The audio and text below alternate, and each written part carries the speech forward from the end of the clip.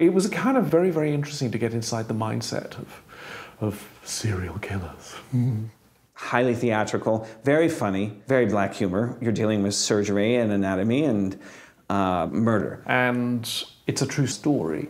It's post-Enlightenment Scotland, and in the early 1800s, Edinburgh was a center of surgery and medicine. It was very hard to get fresh corpses. And so William Burke and William Hare, two very resourceful young men, decided to start murdering people. They just contrive to make people disappear. They expedite the process. And they mostly murdered people that could not be traced, homeless people, the elderly, alcoholics. What makes the story interesting is that the doctor, Dr. Knox, who is a real humanitarian and on the side of progress, becomes aware that these bodies are turning up a bit too conveniently, and he doesn't blow the whistle. It's about capitalism versus science, and guess who wins? What would you do if you were a doctor and you couldn't get study aids, but you suddenly had all these fresh bodies coming to you easily on a platter?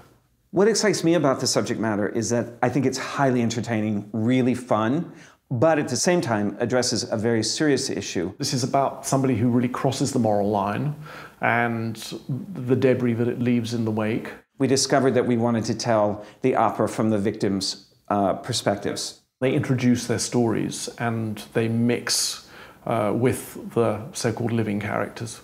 And at the end, they kind of exact a kind of karmic revenge.